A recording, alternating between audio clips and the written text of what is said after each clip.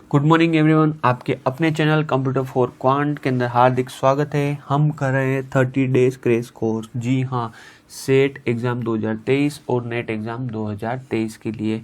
और हमारी जो सब्जेक्ट चल रही है वो DBMS। आप सभी जो रेस्पॉन्स दे रहे हो उसके लिए बहुत बहुत धन्यवाद। सब्सक्राइबर डेली बढ़ते जा रहे हैं, तो प्लीज़ वीडियो को लाइक ज़रूर करें, इसको शेयर करें और चैनल को सब्सक्राइब जरूर करें। आज का जो हम टॉपिक हम पढ़ने वाले हैं स्ट्रक्चर्ड क्वेरी लैंग्वेज, ठीक है। तो इसके अंदर मैं क्या लेके आया हूँ, डायरेक्ट नोट्स लेके आया हूँ, उनमें से जो इम्पोर्टेंट चीज़ें हम पढ़ेंगे। चलिए शुरू करते हैं। आपकी जो SQL क्या होती है, स्ट्रक्चर्ड क्वेरी लैंग्वेज। एक तो सबसे पहले इसकी फुल फॉर्म पे ही क्वेश्चन आता है। दूसरा आता है क्या ये प्रोसीजरल लैंग्वेज है या नॉन प्रोसीजरल लैंग्वेज। ध्यान रखना, ये नॉन प्रोसीजरल लैंग्वेज है। SQL आपकी नॉन प्रोसीजरल लैंग्वेज है। इसको यूज़ करने के लिए कोई आपको स्टेप बाय स्टेप प्रोसेस लिखने की ज़रूरत नहीं है, जैसा हम C++ के अंदर करना पड़ता है ना। फिर देखिए इसका काम क्या होता है, क्रिएट करना डेटाबेस को, उसको मेंटेन करना या इंफॉर्मेशन को रिट्रीव करना, ये काम है आपकी SQL लैंग्वेज का। फिर एक और इम्पोर्टेंट चीज़ ये है, SQL आपकी क्या है, नोट केस सेंसिटिव लैंग्वेज। कैसी लैंग्वेज है, नोट केस सेंसिटिव। SQL आपकी केस सेंसिटिव नहीं होता है, वहाँ पे स्मॉल है कैपिटल है दोनों एक जैसे होते हैं। एक और सर ये बताइए SQL का हम यूज़ कहाँ कहाँ करते हैं। तो MySQL है, SQL सर्वर है, MS एक्सेस है, ओरेकल है, सिसबेस है, MongoDB है। इन सारी जगह हम क्या करते हैं, SQL लैंग्वेज का यूज़ कर सकते हैं। ओके, चलिए अब हम आगे की ओर बढ़ते हैं। सर SQL का क्या क्या काम है। तो SQL का काम क्या है, इन्फॉर्मेशन को रिट्रीव करना। भैया आपका डेटाबेस बना हुआ है, या आपका डेटाबेस बना हुआ है, इसके अंदर से इन्फॉर्मेशन को रिट्रीव करना या वापस इंसर्ट करना, इसके अंदर जो इन्फॉर्मेशन इसको अपडेट करना या इसको डिलीट करना या एक नया डेटाबेस बनाना, ये सारे के सारे काम किसके हैं, आपके SQL लैंग्वेज के। किसके, SQL लैंग्वेज के। तो आपके लिए नोट्स लिखे हुए हैं, एक बार आप मेरे से सुन लीजिए ध्यान से, तो आप जब वापस देखेंगे तो आपको सारी चीज़ें ऑटोमेटिक भी याद आने लग जाएगी। फिर नेक्स्ट पॉइंट चलिए क्या है, यह चीज़ें ध्यान रखिए थोड़ी सी। देखिए फील्ड हो, कॉलम हो, एट्रीब्यूट हो, एरिटी हो, डिग्री हो, इसका मतलब क्या होता है, number of columns in relation is called degree. आपके रिलेशन के अंदर जितने कॉलम है उसको हम क्या बोलते हैं, डिग्री बोलते हैं, एरिटी बोलते हैं, एट्रीब्यूट, कॉलम, फील्ड, ये सारे नाम है ना। ये जो आपका रिलेशन है और ये जो कॉलम है, इसके सारे के सारे नाम है ये। फिर देखिए नेक्स्ट आ जाइए, टप्पल है, रो है, रिकॉर्ड है, कार्डिनलिटी है, ये किसे बोलते हैं हम, रोज को। तो ये जो रोज होती है ना, इन सब के सारे नाम है। तो यहाँ से भी क्वेश्चन आता है एग्जाम के अंदर, पूछ लेंगे कार्डिनलिटी क्या होता है। ओके, देखिए कार्डिनलिटी अलग है, कार्डिनलिटी रेशियो अलग है। तो हमने कार्डिनलिटी रेशियो कहाँ पढ़ा था, ER डायग्राम्स मॉडलिंग के अंदर।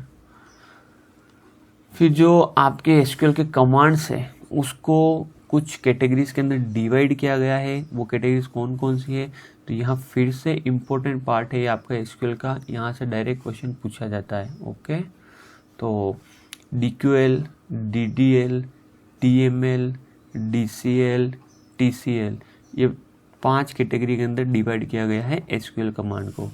DQL मतलब डेटा क्वेरी लैंग्वेज, जिसका क्या पार्ट है, सेलेक्ट। DDL मतलब डाटा डेफिनेशन लैंग्वेज, जो डाटा को डिफाइन करता है, create, alter, drop, rename, truncate. फिर data manipulation language, insert, update, delete.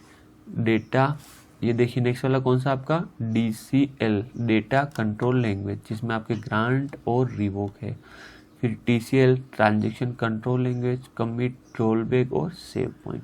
तो इस तरीके से 5 पार्ट के अंदर डिवाइड कर रखे हैं। आपको पता होना चाहिए कि ड्रॉप किसके अंदर यूज आता है, DDL में आता है या DML के अंदर है।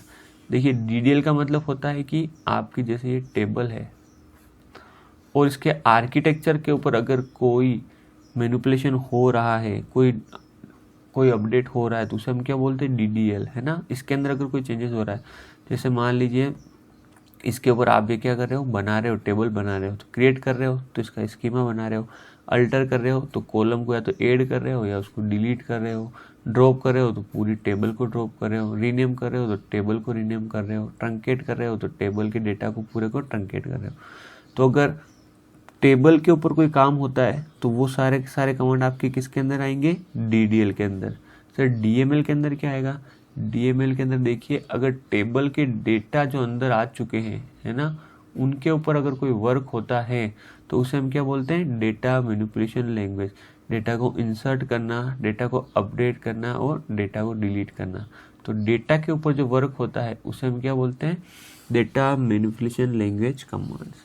फिर ये ट्रांजेक्शन से रिलेटेड होते हैं डेटा कंट्रोल लैंग्वेज, जो आपके जो भी डेटाबेस बन गया है उनको ग्रांट करना, रिवोक करना। जैसे यूज़र 1 है, यूज़र 2 है, यूज़र 3 है। ओके, तो यूज़र 1 को क्या परमिशन देना, सारी परमिशन देनी है क्या, यूज़र 2 को सारी परमिशन देनी क्या, और अगर किसी को परमिशन दे दी है तो वापस उस परमिशन को हटाना। ठीक है, जैसे हो गया कि भाई प्रिंसिपल है स्कूल का तो उसको सारा का सारा डेटाबेस दिखना चाहिए स्कूल का, पर अगर वही स्कूल के अंदर कोई जैसे टीचर है जो सिर्फ 1st to 5th क्लास तक के लिए पढ़ाता है तो उसको पूरा का पूरा डेटाबेस नज़र नहीं आना चाहिए। तो इस तरीके से परमिशन देना कोई कहाँ तक देख पा सकते हैं, है ना। फिर नेक्स्ट देखिए ट्रांजैक्शन कंट्रोल लैंग्वेज। इसका मतलब क्या है, कमिट करना, रोल बैक और सेव पॉइंट। इसका मतलब ये है कि जब वैसे हम ट्रांजैक्शन के अंदर पढ़ेंगे, जब आपका ट्रांजैक्शन कोई हो गया है ना, आपने किसी के मान लीजिए स्टूडेंट की फ़ीस अपडेट कर दी है कि पहले उसके 10,000 बाकी थी और अब उसने पूरी की पूरी फ़ीस जमा करा दी है और आपने कमिट कर दिया, तो फाइनल वो सेव हो जाएगा कि भाई हाँ स्टूडेंट की फ़ीस जमा हो चुकी है और बाद में आप देखोगे तो भी वो जमा ही मिलेगी। पर अगर आपने क्या किया, कमिट नहीं किया और मान लीजिए कोई फॉल्ट आ गया और ये पूरा का पूरा डेटाबेस आपका जो कंप्यूटर उड़ गया, तो क्या हो जाएगा, ये पूरा का पूरा रोल बैक हो जाएगा। तो आपके डेटाबेस के अंदर ए की वैल्यू वापस क्या बता देगा, 10,000 भाई फीस बाकी है। ठीक है, सेव पॉइंट होता है कि बीच के अंदर किसी पॉइंट के अंदर अगर आप सेव लगाना चाहते हो, चेक्स लगाना चाहते हो, उसे हम सेव पॉइंट बोलते हैं। फिर यहाँ देखिए एक चीज़ और यहाँ पे दिखेगी आपको, SQL कंस्ट्रेंट। ये इंपॉर्टेंट है। 7 तरह के होते हैं, प्राइमरी की, फॉरेन की, चेक, 6 तरह के सॉरी, चेक, यूनिक, डिफ़ॉल्ट और नॉर्मल। याद कर लीजिए इनको, प्राइमरी की, फॉरेन की अच्छे से देख रखा हमने। चेक होता है कि जैसे मान लीजिए खाते के अंदर बैलेंस आपको रखना है 5,000 से ज़्यादा होना चाहिए, उसे चेक बोलते हैं हम। यूनिक वैल्यू यूनिक होनी चाहिए। डिफ़ॉल्ट मतलब अगर कोई वैल्यू नहीं डाल रहा है तो उस केस के अंदर डिफ़ॉल्ट वैल्यू एंटर हो जाएगी। नॉट नल, खाली वैल्यू नहीं होनी चाहिए जैसे प्राइमरी की के अंदर। तो यहाँ पे इन सब की डेफिनेशन लिखी हुई है, ये आराम से आप पढ़ सकते हैं 1 by 1, मैंने आपको समझा दिया है। फिर जो SQL कंस्ट्रेंट है वो ही यहाँ पे लिखे हुए हैं। तो जो डेफिनेशन मैंने अभी बोली थी, जो मैंने समझाया था, उनको वर्डिंग्स के अंदर यहाँ पे लिखा हुआ है। ओके, अब हम चलते हैं 1 by 1। ठीक है, 1 by 1 हम इसके ऊपर चलते हैं और इसको थोड़ा सा समझने की कोशिश करते हैं।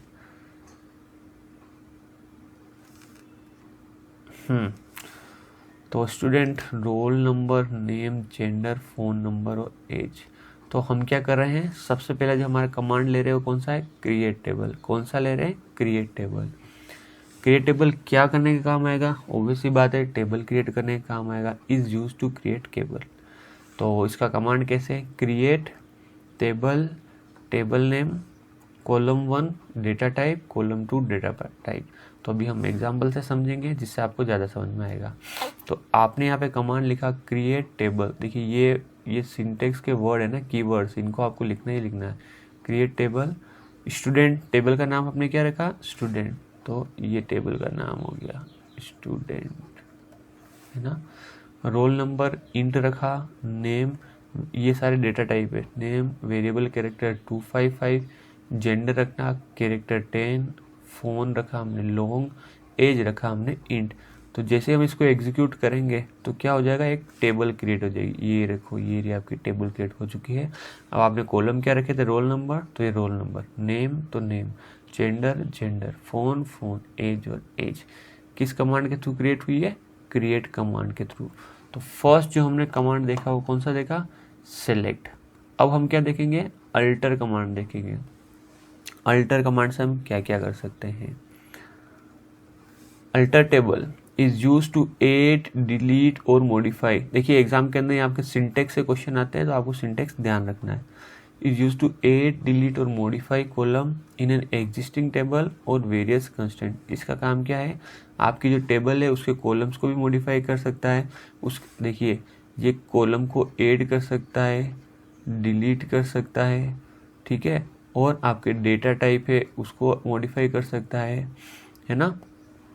तो ये अल्टर के बहुत सारे काम है, जैसे जैसे हम चल रहे हैं हम सारे देखते रहेंगे। तो सिंटेक्स क्या देखिए, alter table, table name, add, column name और डेटा टाइप। अगर आपको एक कॉलम नेम ऐड करना है तो ये आपका सिंटेक्स रहेगा। यहाँ देखिए एग्जांपल, अल्टर टेबल, ये आपके कीवर्ड्स है। टेबल का नाम क्या है, स्टूडेंट ही लेके चल रहा हूँ ना, ये टेबल का नाम है student, table name, table name. Add वापस कीवर्ड है। डेट ऑफ बर्थ, डेट, तो मैं एक कॉलम ऐड करने की कोशिश कर रहा हूँ, डेट ऑफ बर्थ, डेट।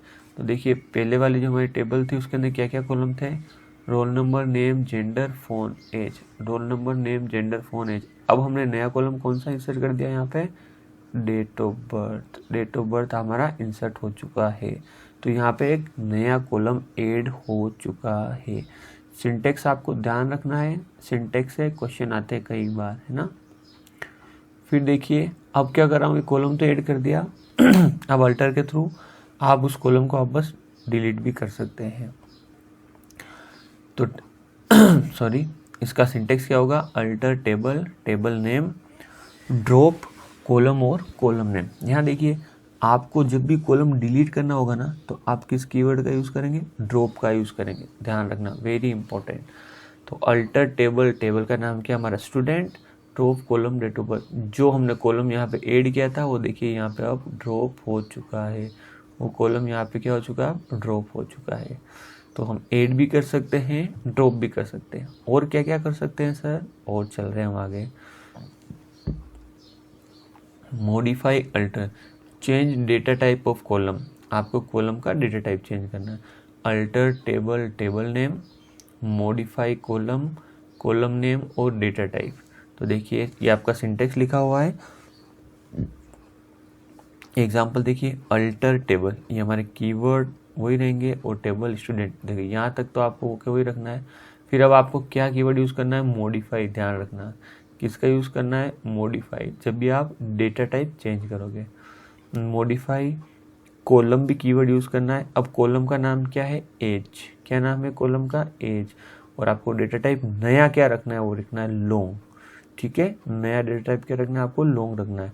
इससे पहले हमने डेटा टाइप क्या रखा था बताइए, जब हमने टेबल क्रिएट की थी हमने रखा था इंट। अब इंट की जगह हमने क्या रखा, लॉन्ग। तो इससे क्या हो गया, आपकी टेबल का जो डेटा टाइप है वो चेंज हो चुका है। नेक्स्ट क्या कमांड है हम देखते हैं, ट्रंकेट।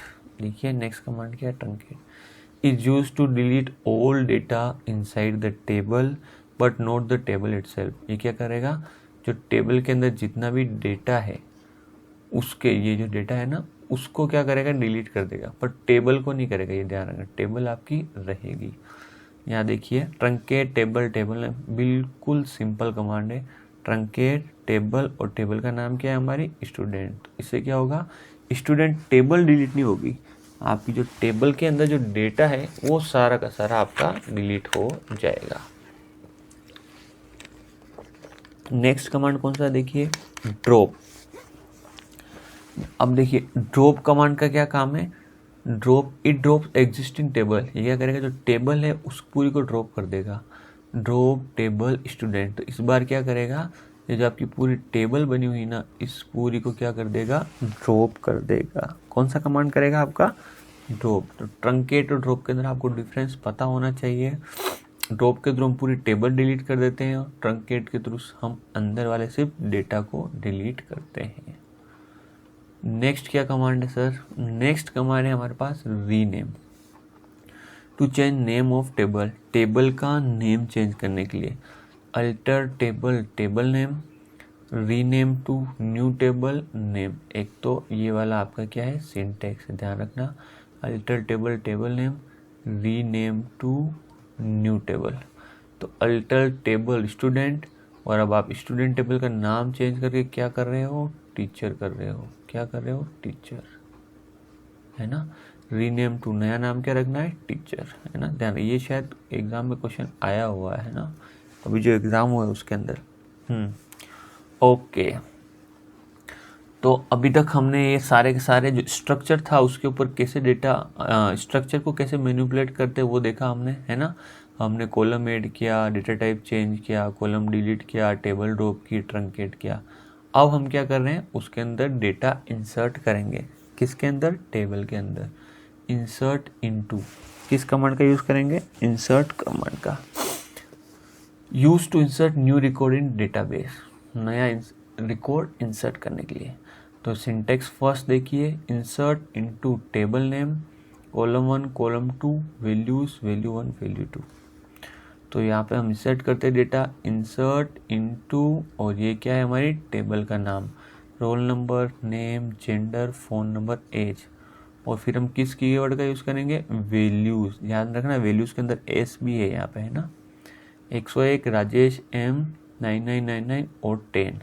तो यहाँ पे वैल्यू क्या हो गई आपकी, इंसर्ट हो जाएगी डेटाबेस के अंदर, है ना। जो आपकी टेबल है उसके अंदर, यहाँ देखिए ये जो आपकी वैल्यू है वो यहाँ पे इंसर्ट हो चुकी है। दूसरा एक और तरीका है, ये ध्यान रखना, insert into student, values 102 Atul M 8820। इन दोनों के अंदर क्या डिफरेंस है, डिफरेंस ये है कि सेकेंड वाले के अंदर अगर आप कॉलम के नेम स्पेसिफाई नहीं करोगे तो जो आप डेटा एंटर कर रहे हो वो उसी क्रम में करना है जिस क्रम के अंदर आपके टेबल के कॉलम है। जैसे रोल नंबर है, फिर नेम है, जेंडर, फ़ोन नंबर है ना। पर फर्स्ट वाले केस के अंदर ऐसा नहीं है, आप पहले नेम एंटर करा सकते हो, फिर रोल नंबर एंटर करा सकते हो, ओके। उसी अकॉर्डिंग आपको फिर वैल्यूज़ भी एंटर करानी है ना। तो सेकेंड वाले के अंदर ऑर्डर इम्पोर्टेंट है। तो जैसे ही सेकेंड वाली क्वेरी फायर हुई, यहाँ देखिए उसका भी जो डेटा है वो आपकी स्टूडेंट टेबल के अंदर एंटर हो चुका है। देखिए क्या लिखा हुआ है, if you want to insert into all column, order of data should be in accordance with the column order of table या स्टूडेंट। तो यहाँ देखिए अब हमारा डेटा इंसर्ट हो चुका है ना, टेबल के अंदर। देखिए नोट्स लाने का यही था कि भाई आपको टेबल भी बनी हुई मिल जाएगी और कैसे क्या हो रहा है सब आपको समझ में आएगा। वरना अगर मैं एक एक करके करवाता तो कम से कम 3-4 क्लास इसके अंदर निकल जाती, है ना। ओके, देखिए a generic query to retrieve from relational database. तो एक क्वेरी का मतलब देखिए स्ट्रक्चर है डेटा फाइंड आउट करने का। सेलेक्ट, ब्रैकेट का मतलब होता है, स्क्वायर ब्रैकेट का मतलब ऑप्शनल फील्ड, ऑप्शनल।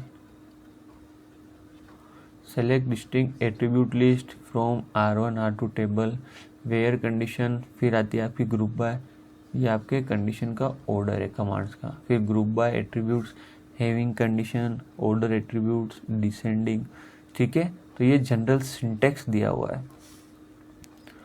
अब हम चलते हैं हमारी टेबल के ऊपर वापस। ये टेबल दी हुई है और अब हम इस टेबल के ऊपर क्या करेंगे, मैनिपुलेशन करेंगे, है ना। इंसर्ट करवा दिया हमने डेटा को, अब हम इसके ऊपर थोड़ी प्रैक्टिस करेंगे। तो देखिए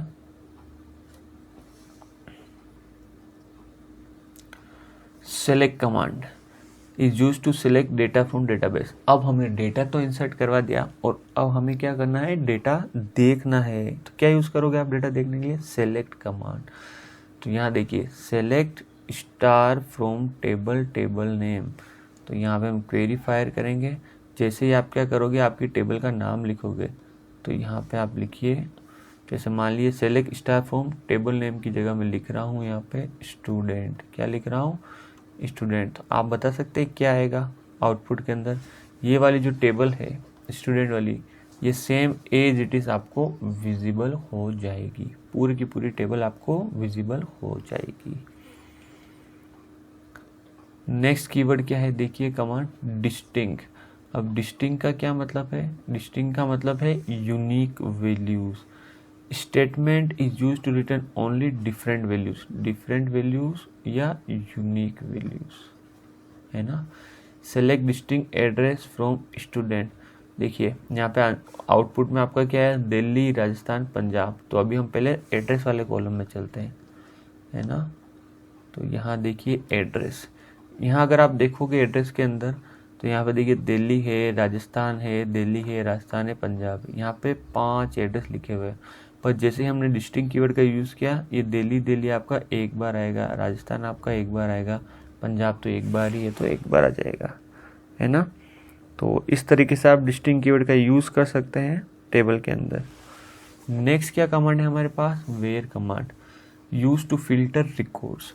अगर हमें टेबल के अंदर रिकॉर्ड्स को फिल्टर करना है तो हम क्या करते हैं, वेयर कमांड का यूज़ करते हैं। तो देखिए, select name where address equal to Delhi, उन्हीं स्टूडेंट के नेम या आउटपुट में लाएगा जिनका एड्रेस क्या है, दिल्ली है, क्या है, दिल्ली है। और इनको हमें कैसे यूज़ करना है, सिंगल कोट्स के अंदर। किस में यूज़ करना है, सिंगल कोट के अंदर। तो आउटपुट में क्या आ जाएगा, राजेश और कृति, है ना। ये आपके आउटपुट में आंसर आ जाएगा। यहाँ देखिए, आप देखिए दिल्ली किसका है, एक तो ये रहा और एक ये रहा। तो आउटपुट में क्या आ जाएगा, यहाँ पे ये राजेश और ये कृति आ जाएगा, है ना। फिर देखिए, वेयर क्लोज के अंदर हम बहुत सारे ऑप्शंस का यूज़ कर सकते हैं। उनमें से आपको कुछ ऑप्शंस यहाँ पे दिए हुए हैं। ऑपरेशंस कौन कौन से, इक्वल, ग्रेटर देन और equal to, less than equal to, not equal to, between range, search pattern, in to specify multiple possible values for column. तो ये जैसे जैसे इनमें से इम्पोर्टेंट है हम आगे देखने वाले हैं। नेक्स्ट देखिए, एंड और नोट। तो select name where address equal to Delhi and age is less than equal to 10। इसका मतलब ये है, हमें क्या चाहिए, अब हम 2 कॉलम के ऊपर क्या लगा रहे हैं, कंस्ट्रेंट्स लगा रहे हैं, मतलब कंडीशन लगा रहे हैं। एक तो उसका नाम चाहिए जो दिल्ली के अंदर तो रहता ही है, पर उसकी एज क्या है, 10 साल से कम होनी चाहिए। किससे कम होनी चाहिए, 10 साल से कम होनी चाहिए। तो अगर आप टेबल के अंदर देखोगे तो आपको आंसर मिलेगा राम। ओके, ये आपके आउटपुट में निकल के आएगा, है ना। अब जैसे आपकी टेबल है और यहाँ पे आपका एज का कॉलम है और यहाँ पे एड्रेस का कॉलम है, तो इसके अंदर अगर आप जिसकी भी एज 10 साल से कम है, एक तो वो आ जाएगा और दूसरा कौन आ जाएगा, जिसका एड्रेस दिल्ली लिखा हुआ है। तो इसे मैच करेगा और उसके सामने आपको नाम दिखेगा, ये राम या राजेश जो भी दिख रहा है वो आउटपुट के अंदर आपके आ जाएगा। अब देखो, अब हम यहाँ पे और ऑपरेशन यूज़ कर रहे हैं, where address equal to Delhi और एज। इस केस के अंदर क्या होगा, या तो सबसे पहले देखेगा कि एज क्या है, 10 साल से कम है, उसको आउटपुट में निकाल लेगा, और फिर देखेगा एड्रेस क्या है, दिल्ली है, उसको आउटपुट में निकाल लेगा। तो दोनों कंडीशन मैच होनी चाहिए, है ना। इसका मतलब ये है, या तो एज 10 साल से कम होनी चाहिए या एड्रेस क्या होना चाहिए, आपका दिल्ली होना चाहिए। तो इस केस के अंदर हमारा आउटपुट आएगा राम और कृति। क्या आएगा आउटपुट, राम और कृति। नेक्स्ट देखिए, select name where not address equal to Delhi. अब आपको उसका नाम चाहिए जिसका एड्रेस दिल्ली नहीं है। तो दिल्ली के अलावा जो भी स्टूडेंट है जो दिल्ली नहीं रहते, उन सब का आउटपुट में नाम आ जाएगा। ओके, तो ये वेयर कंडीशन, एक भाई जो कंडीशन आप डालोगे उसके अकॉर्डिंग आपके आउटपुट के अंदर आंसर आ जाएगा। नेक्स्ट क्या है कमांड, देखिए, order by clause. Order by clause use to sort result set in ascending और descending order, by default ascending. Very important, very important. Exam में क्वेश्चन आता है कि by default order by clause जो आपका रिजल्ट निकालेगा वो किस क्रम के अंदर निकालेगा, बताइए किस क्रम के अंदर निकालेगा, असेंडिंग ऑर्डर के अंदर। तो यहाँ देखिए इसका यूज कर रखा है, सेलेक्ट नेम एज, ये क्या आपके कॉलम के नाम है, फ्रॉम स्टूडेंट, ये आपकी टेबल है, ऑर्डर बाय एज। अब यहाँ देखिए स्पेसिफाई नहीं कर रखा है कि असेंडिंग ऑर्डर में निकालना है डिसेंडिंग, इसका मतलब क्या है, ये असेंडिंग में निकालेगा। तो देखिए नेम और एज दोनों कॉलम आ चुके हैं और स्टूडेंट टेबल से डेटा आ चुका है, राजेश, कृति, अतुल, अदिति और कार्तिक। पर हम जो सॉर्ट कर रहे हैं वो किसके अकॉर्डिंग कर रहे हैं, एज के अकॉर्डिंग। तो 10, 16, 20, 22, 32, ये देखो, ठीक है ना। नेक्स्ट जो कमांड है हमारा अपडेट। अभी तक हम सब सेलेक्ट के अंदर यूज कर रहे थे, अब हम अपडेट देखते हैं।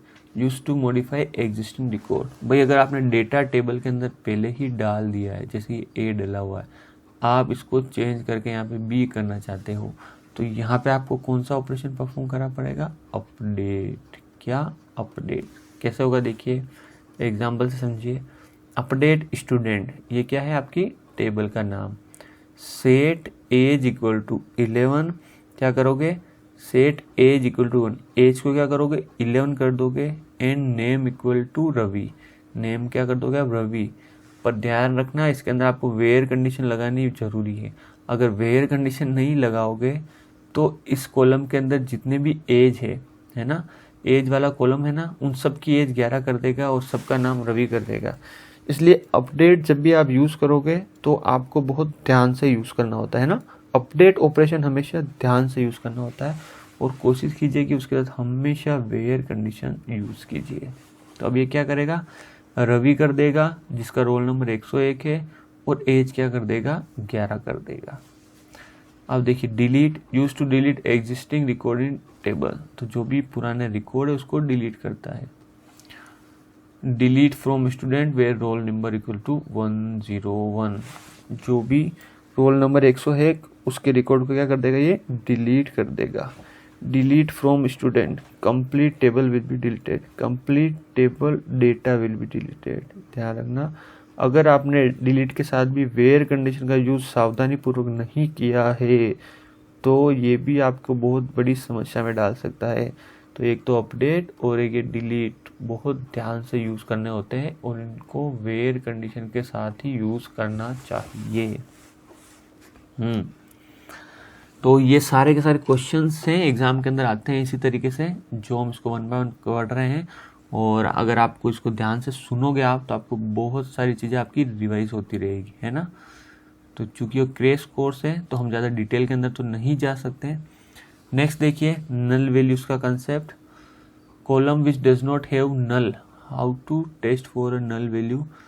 Is null, return row with null values, is not null, return with. चलिए अब आगे अभी हम चलेंगे, वहाँ ये चीज़ आपको समझ में आएगी। नेक्स्ट देखिए आपको एग्रीगेट फंक्शंस। एग्रीगेट फंक्शन कौन कौन से होते हैं, 5 होते हैं। सबसे पहले तो ध्यान रखिए, एग्रीगेट फंक्शन आपके 5 फंक्शन होते हैं, काउंट, एवरेज, मैक्स, सम और मीन। और ध्यान रखना, काउंट तो ठीक है पर एवरेज एवीजी होता है, एग्जाम में पूछा जाता है AVERAGE, और एक ही ऑप्शन दिया जाएगा, एक ही ऑप्शन दिया जाएगा। ध्यान रखना स्मॉल वाला होता है ना, मैक्स भी स्मॉल, सम भी स्मॉल, मिन भी स्मॉल, ठीक है। अब हम क्या करेंगे, इस टेबल का यूज़ करेंगे, कौन सी टेबल का, बैलेंस टेबल का, और हम 1 बाय 1 एग्रीगेट फंक्शन देखेंगे। ध्यान से समझिएगा, वेरी इंपॉर्टेंट है, एग्जाम के अंदर यहाँ से क्वेश्चन आता है। काउंट ऑपरेशन हमने यूज़ किया। काउंट ऑपरेशन का काम क्या है, नंबर ऑफ रोज को रिटर्न करेगा।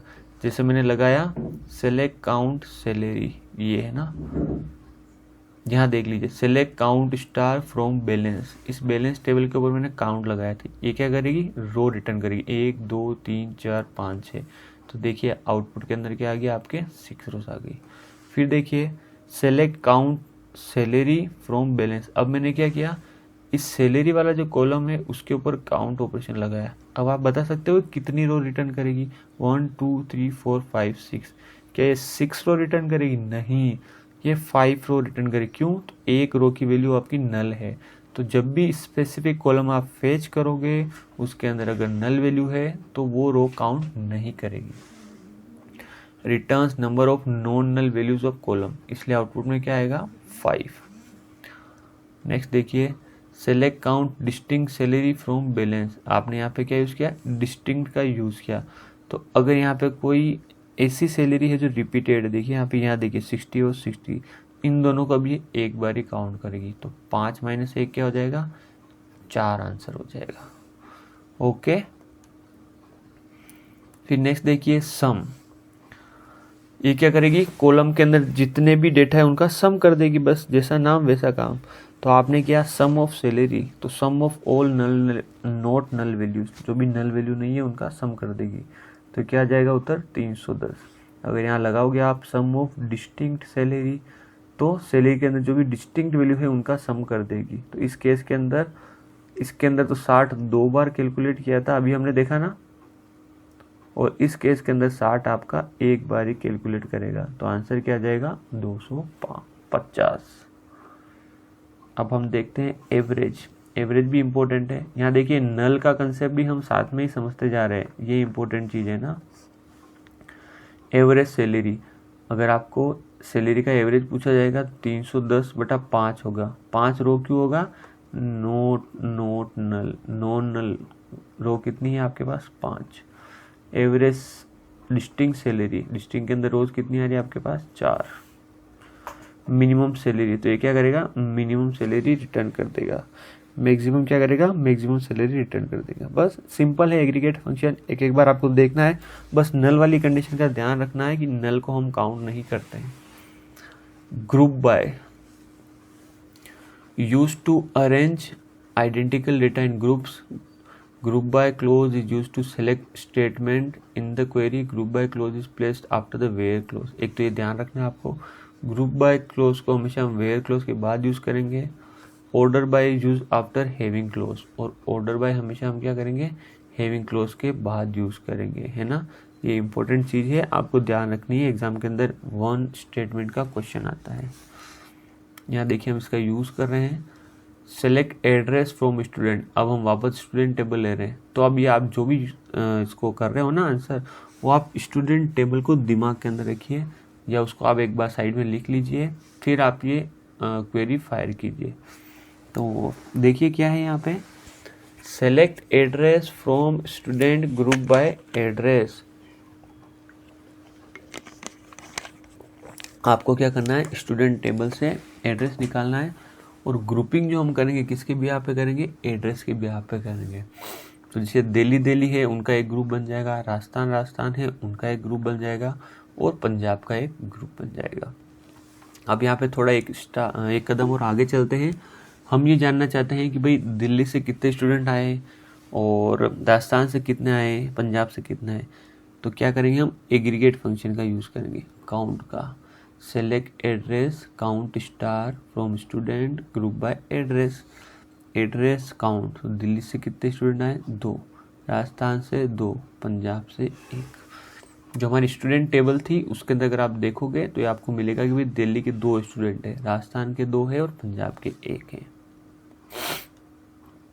अब हम नेक्स्ट चलते हैं। इसके अंदर क्या दिया हुआ है? Select address sum of age from student group by address. तो ठीक है, अब तो आप कर ही सकते हो।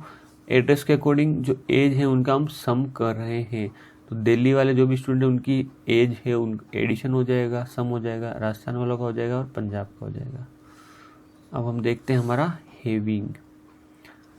Select address count star group by address having count star greater than 1। यहाँ ध्यान दीजिए, हैविंग जो आपका कमांड है उसको हम हमेशा ग्रुप बाय के साथ ही यूज़ करेंगे। हमेशा ध्यान रखना, वेयर के साथ यूज़ नहीं करेंगे, ग्रुप बाय के साथ यूज़ करेंगे, और ग्रुप बाय के बाद यूज़ करेंगे। अब ये क्या बोल रहा है कि उन स्टूडेंट का एड्रेस बताओ जहाँ पे 1 से ज़्यादा स्टूडेंट है, ठीक है, ग्रेटर देन 1। तो 1 से ज़्यादा स्टूडेंट है ऐसे कौन कौन से एरिया है या सिटी है। तो यहाँ देखिए दिल्ली के अंदर 2 है, और राजस्थान के अंदर 2 है। अगर आपको याद हो भी हमने पहले किया, तो यहाँ पे पंजाब भी था 1, पर उसको काउंट नहीं किया है। क्यों? क्योंकि यह कंडीशन दी हुई है having count star greater than 1, मतलब जिसकी उन्हीं सिटीज़ का नाम चाहिए जिनमें 1 से ज़्यादा स्टूडेंट रह रहे हो। ओके, ठीक है, या उस सिटी से स्टूडेंट बिलोंग कर रहे हैं ना। फिर नेक्स्ट देखिए क्या लिखा हुआ है। सेम केस हो गया, एज के केस में उनका ही आप एड्रेस बताइए जिनकी एज 30 से ज़्यादा हो, सम करने के ऊपर। अब हम नेक्स्ट चलते हैं हमारे ऑर्डर बाय क्लोज के ऊपर। देखिए स्टेप बाय स्टेप पढ़ेंगे आप, 1 बाय 1 पढ़ोगे तो मेरे ख्याल से आपको बिल्कुल अच्छे से समझ में आएगा। बेसिक कंप्यूटर स्ट्रक्चर के अंदर मैंने DBMS की मैराथन क्लास करवा रखी है, उसके अंदर क्वेश्चन से भी मैंने आपको काफ़ी अच्छे से समझा रखा है, यही सारी चीज़ें है ना। अगर आप उससे पढ़ोगे तो आपको अच्छे से समझ में आ जाएगा। यहाँ देखिए select address sum of age from student group by address having sum of age is greater than 30 order by address. अब आपको क्या करना है, क्या समझ में आ रहा है आपको? सेम वो की वही क्वेरी है। अब हम क्या कर रहे हैं, इसको ऑर्डर बाय कर रहे हैं एड्रेस के अकॉर्डिंग। तो ऑर्डर बाय का मतलब ये असेंडिंग ऑर्डर के अंदर आएगा। डिफ़ॉल्ट पहले पंजाब आएगा, फिर राजस्थान आएगा। यहाँ देखिए पहले राजस्थान था फिर पंजाब था, क्योंकि हमने ऑर्डर बाय क्लोज नहीं लगाया। अब यहाँ हमने ऑर्डर बाय क्लोज भी लगा दिया है।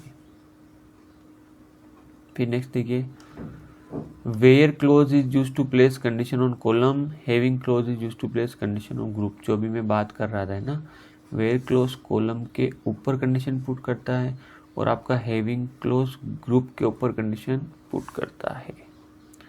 ये इंपॉर्टेंट लाइनें हैं, एग्जाम के अंदर डायरेक्ट वन स्टेटमेंट की क्वेश्चन आते हैं। Column which are not use with aggregate function in select statement must be included in the group by clause at the end of SQL statement। क्या मतलब है इसका? अभी हमने देखा ना ग्रुप बाय क्लोज,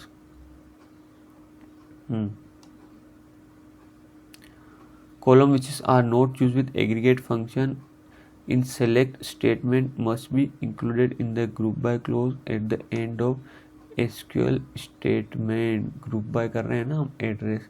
यहाँ देखिए एक चीज़ इंपॉर्टेंट और है, हाँ मैं यहाँ बता देता हूँ आपको।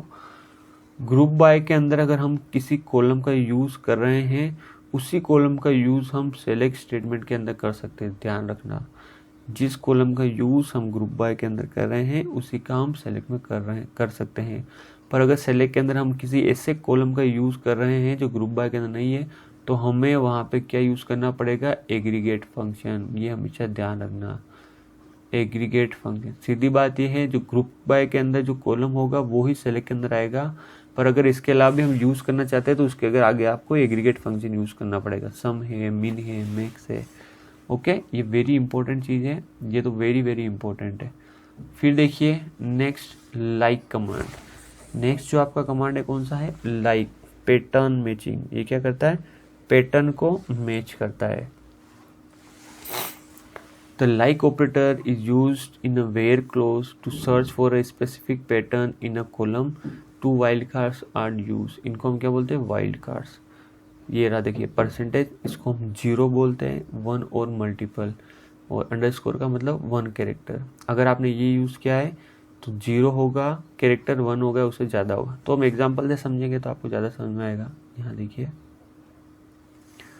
Select name from student. अब स्टूडेंट टेबल से हम नेम सेलेक्ट कर रहे हैं। Where name like A%। A% का मतलब हो गया उसका नाम किससे स्टार्ट होगा? A से स्टार्ट होगा। किससे स्टार्ट होगा? A से। आगे चाहे कोई भी कैरेक्टर नहीं हो, एक हो या बहुत सारे हो, A नाम वाले सारे स्टूडेंट का नाम चाहिए। तो आउटपुट में आ गया अतुल और अदिति। क्या आ गया? अतुल और अदिति। ठीक है। फिर नेक्स्ट देखिए, A%, find value start with A। Okay, अगर आपको इस तरह से दिया हुआ है %A, तो क्या होगा? उन स्टूडेंट का नाम चाहिए जो A से क्या होंगे? एंड होंगे, एंड विथ A। अगर आपको ऐसे दिया हुआ _A%, अंडरस्कोर का मतलब क्या हो गया? 1 कैरेक्टर। यहाँ देखिए 1 कैरेक्टर, तो उन स्टूडेंट का नाम जिसके A से पहले उनका एक कैरेक्टर, यहाँ पे कुछ भी हो सकता है A से लेके Z तक, पर सेकेंड जो कैरेक्टर है उसका A होगा और उसके बाद वाले कैरेक्टर कुछ भी हो सकते हैं। That have A in second position. A कहाँ होना चाहिए आपके? सेकेंड पोजिशन के अंदर। इसका क्या मतलब है? A_% का find value start with A। Start किससे होगी? A से, एंड आर एटलीस्ट 2 कैरेक्टर्स, और वो कम से कम 2 कैरेक्टर की होनी ही चाहिए। ठीक है, तो ये पैटर्न मैचिंग है। यहाँ से लाइक से भी एग्जाम के अंदर क्वेश्चन आते हैं, तो कमांड से तो आपको अच्छे से पढ़ना ही है, यहाँ से एग्जाम के अंदर आपको क्वेश्चन मिलते हैं। ओके, तो देखिए जॉइंस के बारे में भी हम थोड़ा बहुत देख लेते हैं। जॉइंस भी इम्पोर्टेंट है, मैं जैसे आपके लिए लेके आ गया हूँ। इसको पढ़ने में ही काफ़ी टाइम लगता है, तो नोट्स बने हुए तो मैं एक बार बता देता हूँ ताकि आपके लिए फ़ायदा हो जाएगा। जॉइंस का क्या काम है? आपने देखा होगा कि जब हमने नॉर्मलाइजेशन पढ़ा था, क्या पढ़ा? नॉर्मलाइजेशन। उसके अंदर हम क्या कर रहे हैं? ये रिलेशन है उसको क्या कर रहे थे? पार्ट्स के अंदर डिवाइड कर रहे थे, R1 R2 नॉर्मल फॉर्म्स के अकॉर्डिंग। अब इन टेबल को हमने डिवाइड तो कर दिया, पर अगर मुझे कुछ ऐसा डेटा चाहिए जो इस टेबल में भी मौजूद है, इस टेबल के अंदर मौजूद है, तो डेटा कैसे आएगा? उसके लिए हम ऑपरेशन परफॉर्म करते हैं जॉइंस। उसके लिए हम किसका यूज़ करेंगे? जॉइंस का यूज़ करेंगे। तो सर जॉइंस कौन कौन से होते हैं? देखिए यहाँ पे inner join, natural join, self join, equi join, left join, left outer, right outer, full join और फुल नेचुरल जॉइन। ये ध्यान रखना है ना, full natural join, full outer join plus natural join.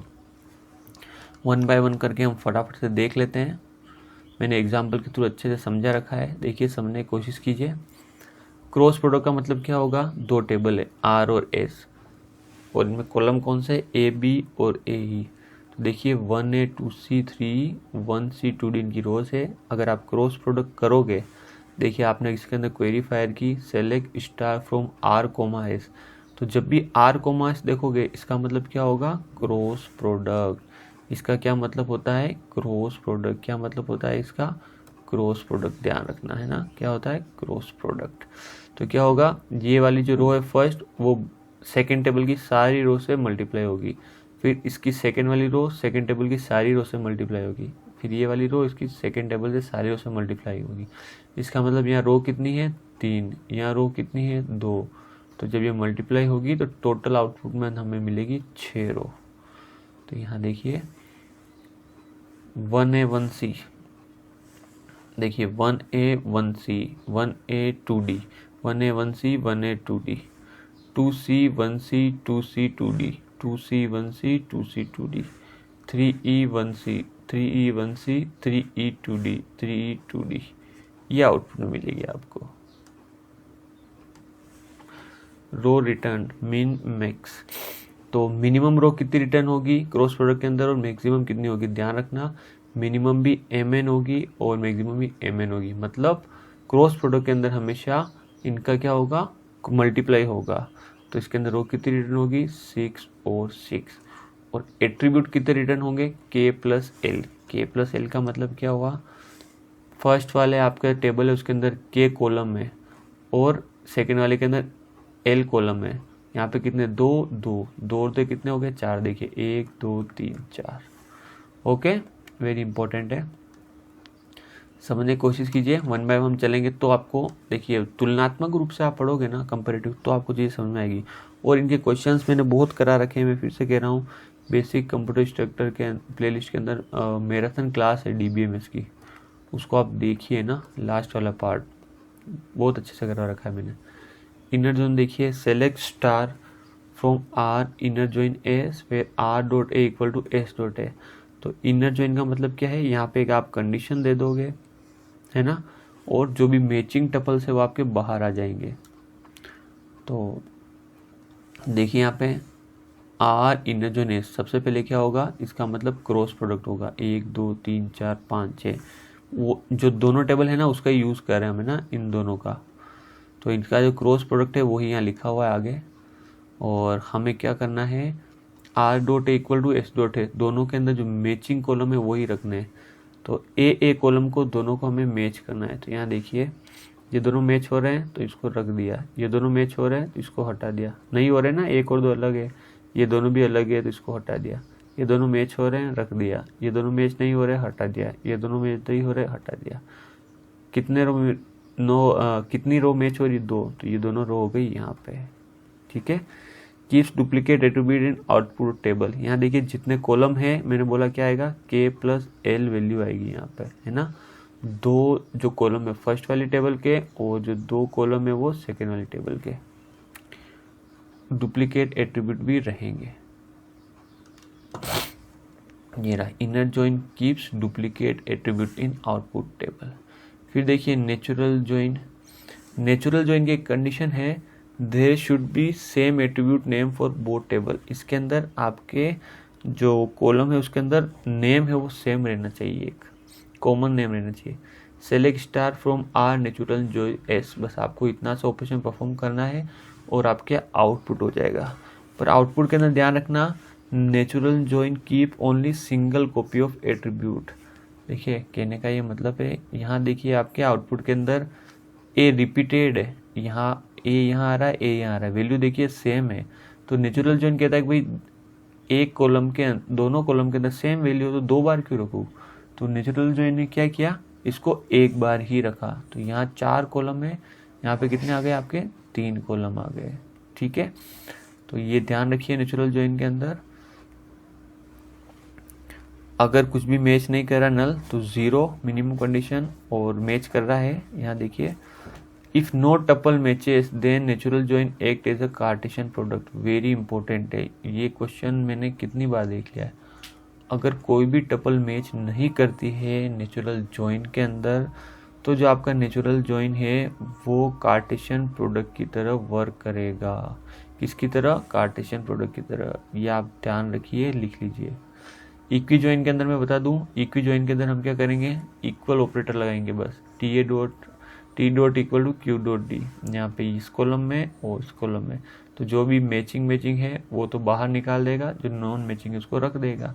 तो यहाँ पे देखिए आउटपुट में क्या आ गया आपका, 1A 1C 2C 2D, matching को रख दिया और बाकी को हटा दिया। तो ये इक्वी जॉइन आप दो तरीके से लगा सकते हैं, select star from R join Q T dot equal to Q dot D, और select star from T Q है ना, where T dot equal to Q dot D. इस तरीके से आप दोनों कमांड लगा सकते हैं। इक्वी जॉइन के अंदर दूसरे कोई कमांड आप यूज नहीं कर सकते। No other comparison operator is use in equi join.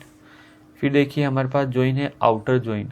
Outer join तीन तरीके से, left outer join, right outer join और फुल आउटर जॉइन। तो इसका कंसेप्ट मैं बता देता हूँ आपको। लेफ्ट आउटर जॉइन के अंदर क्या होगा, मान लीजिए दो ये सेट है, दो टेबल है, तो लेफ्ट जो भी टेबल है उसके अंदर जो भी कंटेंट है वो आउटपुट में आपको निकाल देगा। तो यहाँ हम एग्जांपल से समझने की कोशिश करते हैं।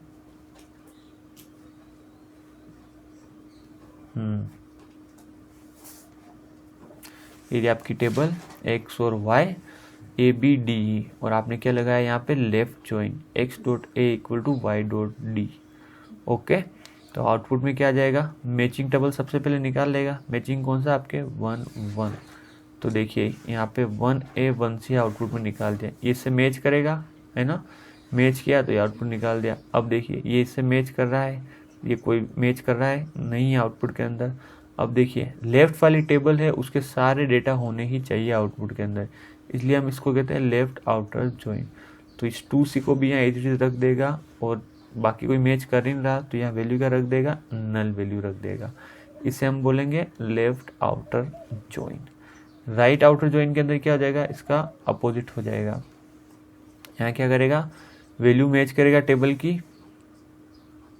ये टेबल इसी के अंदर वापस आ जाऊँ बता देता हूँ। ये वाली वैल्यू मैच करेगा राइट जॉइन के अंदर, तो 1C 1C है ना, तो ये 1 और 1 यहाँ मैच कर देगा। पर राइट आउटर जॉइन के अंदर पूरी टेबल आनी चाहिए राइट वाली, तो उस केस के अंदर 3D रख देगा और बाकी जगह नल वैल्यू रख देगा। यहाँ देखिए आप, ये 1A 1C फर्स्ट टेबल के अंदर कोई मैच नहीं है तो नल नल और 3D। ये हो गया आपका right outer join. Full outer join के अंदर क्या होगा भाई, दोनों को चेक करेगा, सीधी सी बात है, और दोनों टेबल का डेटा आना चाहिए। जो मैच हो रहा है वो तो आ जाएगा, नहीं हो रहा उनकी जगह क्या वैल्यू रख देगा, ये नल वैल्यू रख देगा। क्या वैल्यू रख देगा, नल वैल्यू रख देगा। तो जो मैच कर रहा है देखिए वो कंडीशन ये रही, नहीं मैच कर रहा लेफ्ट आउटर जॉइन के अंदर तो ये रही, और राइट आउटर जॉइन के अंदर नहीं मैच कर रहा वो ये रही। तो दोनों टेबल पूरी हमारी आ चुकी है। नेक्स्ट देखिए हमारे पास क्या है, फुल नेचुरल जॉइन। ये देखिए ध्यान से, यहाँ से एग्जाम के अंदर सीधा क्वेश्चन आता है कि फुल नेचुरल जॉइन क्या होता है। फुल नेचुरल जॉइन होता है full join, full outer join plus natural join. इसके अंदर duplicate column is eliminated, duplicate column इसके अंदर इलिमिनेट हो जाता है, क्योंकि इसके अंदर हम क्या कर रहे हैं, नेचुरल जॉइन यूज़ कर रहे हैं। तो देखिए वही चीज़ है अभी हमने यूज़ किया था फुल आउटर जॉइन के अंदर। यहाँ पे अगर आप देखोगे कि A और D, अभी तो यहाँ पे क्या है ना, हमने अलग अलग ले रखा है। अगर इसका नाम अगर A होता तो ये क्या होती, सेम वैल्यू रहती, सेम इन दोनों की है ना। उस केस के अंदर ये डुप्लीकेट जो वैल्यू है उसको हटा देता। तो देखिए यहाँ पे इसने डुप्लीकेट वैल्यू हटा दी है, तो हमारे पास फाइनल रिजल्ट क्या बच चुका है, ये बच चुका है। नेक्स्ट जॉइन कौन सा हमारे पास, सेल्फ जॉइन। कौन सा है, सेल्फ जॉइन। सेल्फ जॉइन होता है जो टेबल खुद टेबल पे लगाती है ना। हमने यूनरी रिलेशनशिप पढ़ा है ना ER मॉडलिंग के अंदर। ER मॉडलिंग के अंदर हमने यूनरी रिलेशनशिप पढ़ा था, जहाँ पे हमने देखा कि एक डिपार्टमेंट के अंदर एम्प्लॉय है बहुत सारे, और उन्हीं के अंदर से क्या होता है, एक मैनेजर होता है, और वो मैनेजर क्या होता है, सभी को कंट्रोल करता है, इन सब का मैनेजर होता है ना, पर वो मैनेजर कहाँ से, एम्प्लॉय के अंदर से चुना गया है। तो इस तरह से केस के अंदर हम क्या करते हैं, यूनरी रिलेशनशिप या सेल्फ जॉइन का यूज़ करते हैं। तो देखिए सेल्फ जॉइन कैसे वर्क करता है। सेलेक्ट स्टार, ये एक टेबल दी हुई है R, select star from R1 R2। इसका मतलब क्या हो गया, ये जो टेबल है ना R, इसको 2 टेबल बना दिए मैंने, सेम 2 टेबल मान लीजिए, एक टेबल का नाम मैंने R1 दे दिया है, इसका R2 दे दिया है। इसे हम एलियासिंग बोलते हैं। कई बार यहाँ पे एज का यूज़ भी करते हैं, as R as R1 R as R2, where R.A is greater than R2.A, R1.A की वैल्यू R2.A से बड़ी होनी चाहिए। चलिए देखते हैं किस तरीके से होगी। तो ये क्या हो गई, 2 टेबल बन गई, R1 और R2, और हम क्या कर रहे हैं, A की वैल्यू है सेकेंड वाले से बड़ी होनी चाहिए। तो R1.A इक्वल टू R2.A। तो सबसे पहले हम क्या करेंगे, इसका क्रॉस प्रोडक्ट कर देंगे। सबसे बढ़िया तरीका है क्रॉस प्रोडक्ट कर दो और जो कंडीशन मैच कर रही है उसको आउटपुट में निकाल दो। तो यहाँ देखोगे आप R1.A, ऐसी कौन सी वैल्यू जो फर्स्ट की बड़ी है सेकंड से, ये बड़ी है, नहीं है, नहीं है, नहीं है। 2 1 से बड़ा है, हाँ है, इसको ले लिया। 2 2 से बड़ा नहीं है, 2 3 से बड़ा नहीं है, 3 1 से बड़ा है, हाँ है, 3 2 से बड़ा है, हाँ है, ये इससे बड़ा नहीं है। तो 3 टप्पल हमारी निकल के आ गई, वो यहाँ पे हमने लिख दी। तो ये हो गया इसका आउटपुट में रिजल्ट। ओके, तो यहाँ पे आपका जो एसक्यूएल पार्ट था वो एंड हो चुका है। इसको मैंने नोट्स के थ्रू समझाने की कोशिश की, क्योंकि अगर इसको मैं लिखता तो काफ़ी टाइम लग जाता, और मेरे ख्याल से इस तरीके से जैसे मैंने आपको बताया है, यहाँ से आपको बहुत अच्छे से समझ में आया होगा। ये जो आपकी PDF है आपको मिल जाएगी टेलीग्राम चैनल के अंदर, तो जाइए वहाँ से आप देख सकते हैं। और वीडियो को ज़रूर लाइक कीजिए, देखिए मेहनत लगती है। सब्सक्राइबर प्लीज़ ऐड करिए, हमारा चैनल अच्छे से चल रहा है, धीरे धीरे कछुआ चाल है ना। तो अब हम नेक्स्ट जो भी हमारा टॉपिक बचा है ट्रांजैक्शन और इंडेक्सिंग, कल उसको पूरा करने की कोशिश करेंगे। ओके, चलिए बहुत बहुत धन्यवाद, थैंक यू।